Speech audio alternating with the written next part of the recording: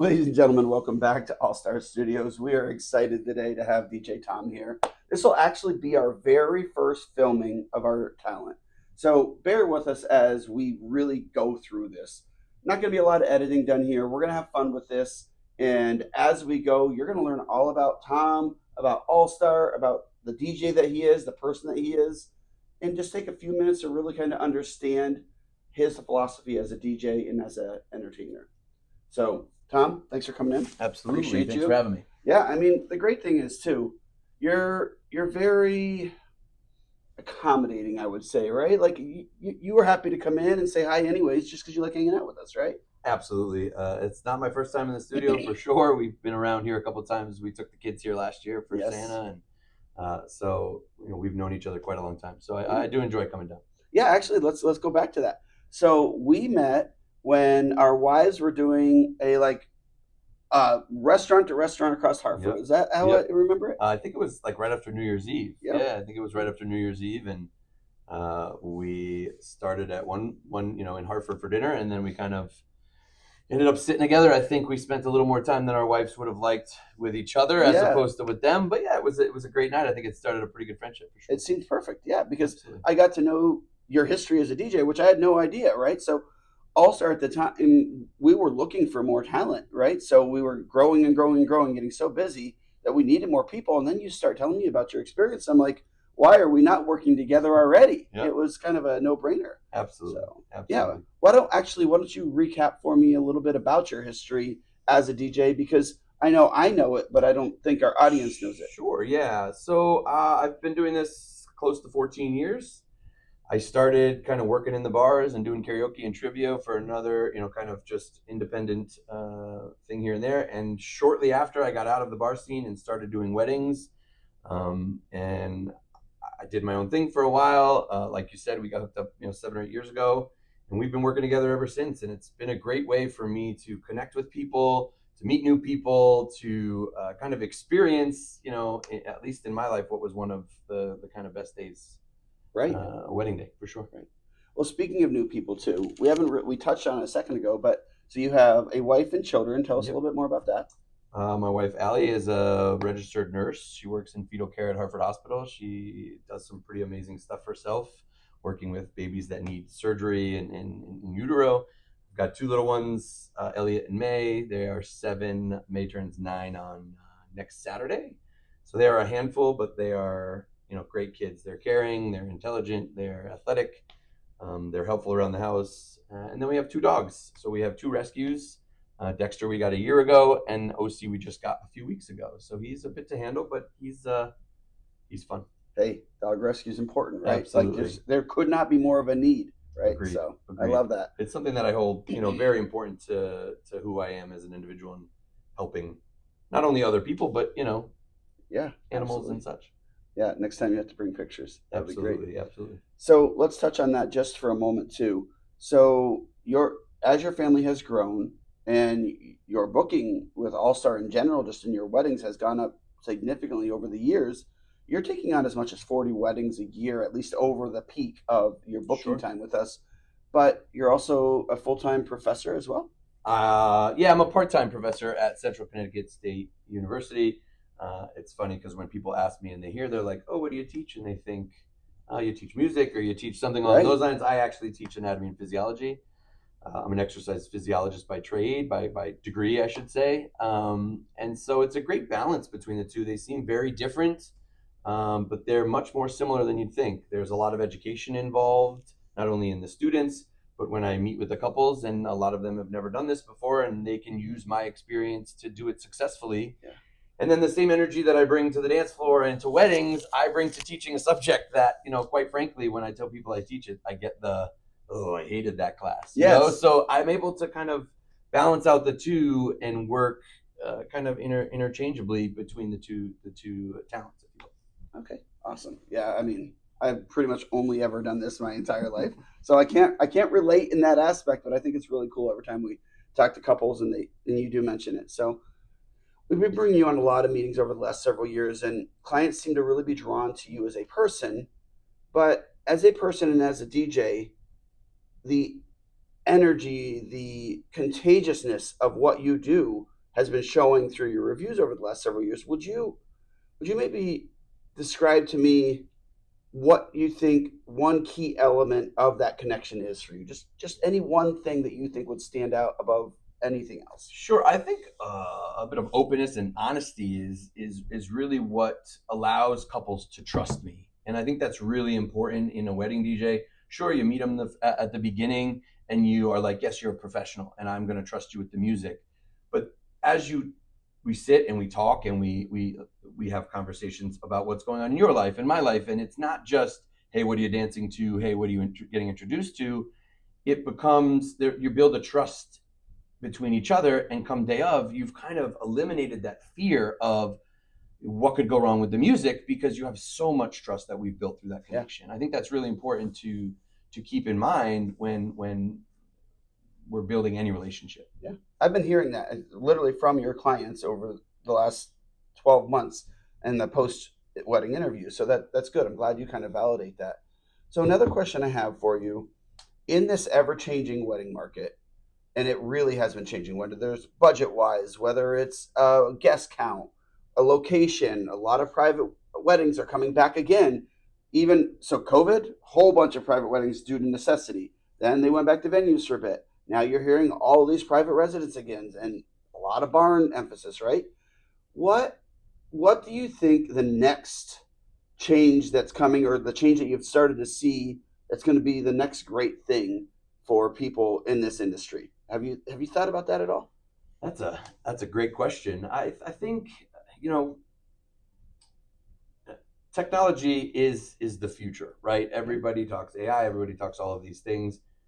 I think that we get overwhelmed with that sometimes, and I think that going back to that, maybe not more intimate as far as guest count, but more intimate relationship building that we do in the wedding industry, where we're not just a no-name face, we are someone that becomes part of your family, and finding new ways to introduce yourself to them, and whether it be digitally via interviews like this, yes, or using QR codes like I use for requests, and other ways for your guests to get involved with the DJ. Sure.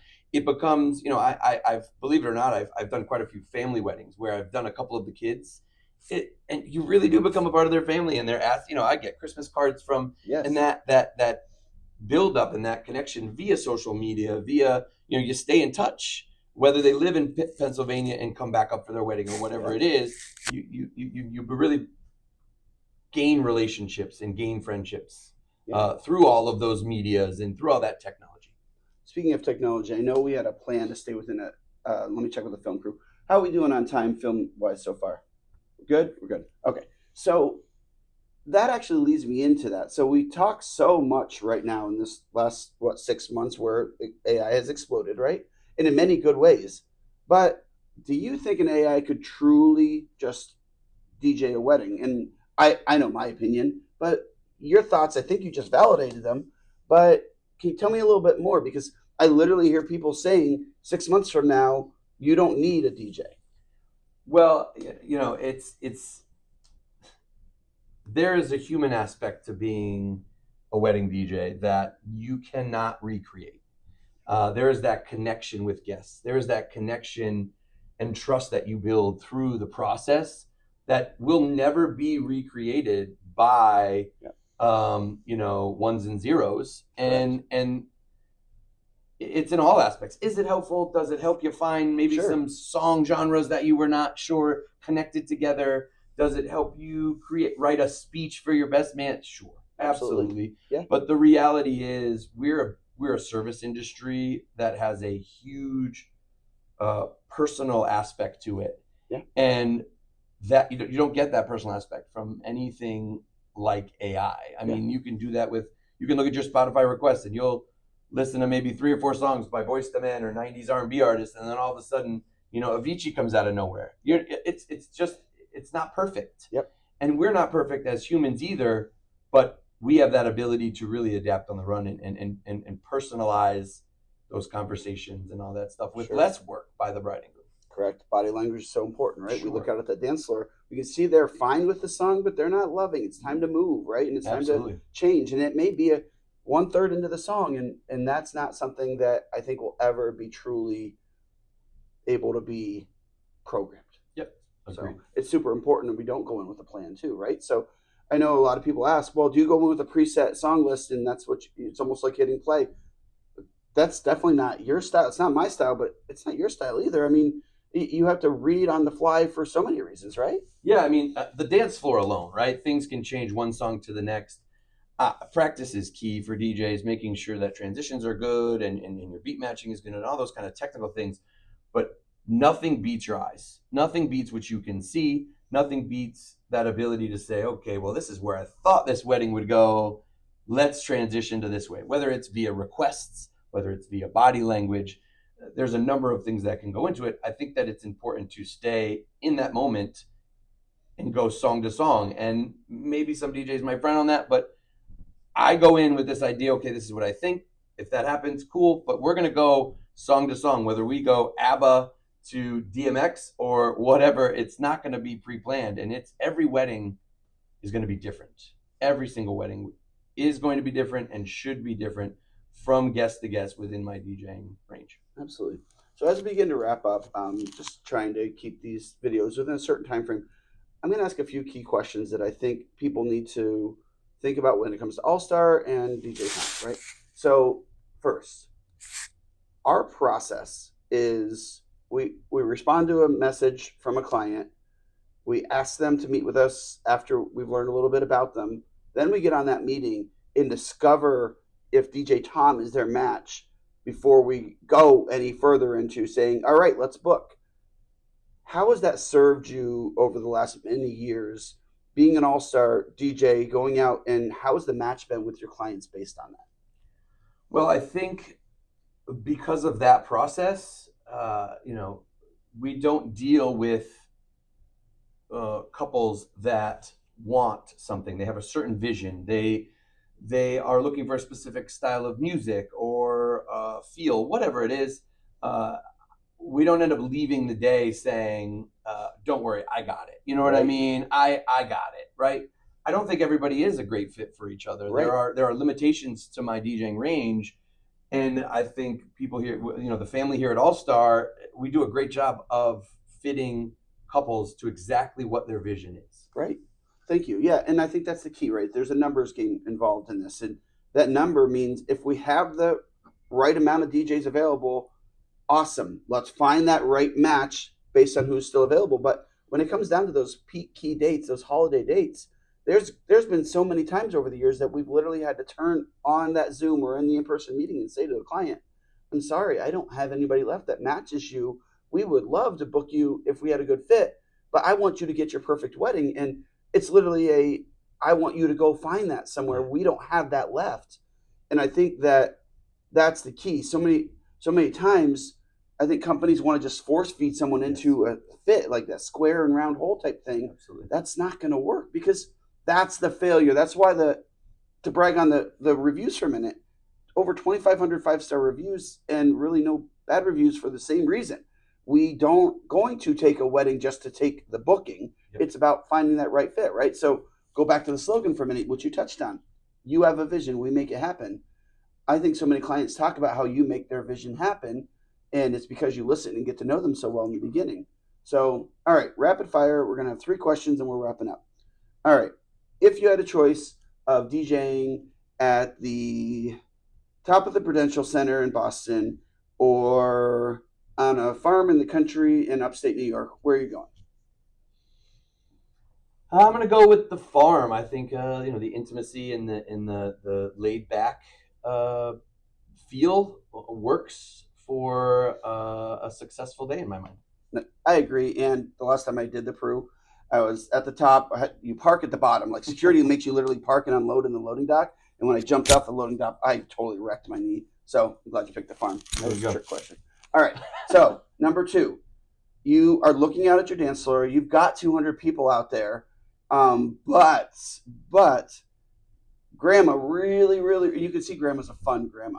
She really wants to hear her specific song. and you know there's a chance that it could impact your floor, how are you handling it? And I know the answer, but I just want everyone else to hear it. Grandma seems like the fun that Well, everyone listen, loves. I think one of the biggest things is family. And, we want everybody to have a great time. We're not inviting 100, 200, whatever guests for us to just have one result. Yep. And I think it's important that grandma have a good time too. Yep. I think it's important that we have those discussions even in the preliminary and say, how do we want to handle this? How do we want to approach this? And we make sure that everybody's going to have a good time, because when grandma gets out there and dances, in my experience, every single guest on that dance floor, whether they wanted to hear Rihanna or they wanted to hear David Guetta and I Play Earth, Wind and Fire, whatever it is, they're going to enjoy dancing with grandma. Yep. They just do. It's hands down. Weddings, one of the reasons weddings are so amazing is because it's not about you, it's about us. Yep. It's about everyone as a whole. It's about that inclusive idea that people are here to have a good time. And that's all, for the most part, people care about at weddings. Okay. So over the years, last question, over the years, you've been DJing a lot of weddings, and you see so many people dancing that the preference for you, play the music from behind the booth or be out there dancing with them, going crazy? Do I have to choose one? I like it. Tell me more. I just think that there's a certain energy that goes into mixing and playing music. One of the things that I've started to do is kind of start to take some quick little videos of guests having a good time. I like to do that for the couple to make sure that they can see things that maybe they missed because they're dancing on this side of the dance floor. So I like to be involved, but number one is the music. Making sure that if you're not prepared to play the next song, you shouldn't be leaving, your booth, and making sure that you're ready to go. Run out, cool, engage, make sure everybody's having a good time as far as high fives and waves at the camera or waves at you, and then get back and do what you're there to do and provide a smooth, fluent dance floor with lots of energy. I dance a lot behind my booth, so there's that as well. So I don't necessarily have to be out there to be demonstrating that I'm having a good time, and that everybody is kind of, their energy is great, and I want to feed that back to them as much as possible. All right, ladies and gentlemen, thank you very much for being a part of this with us today.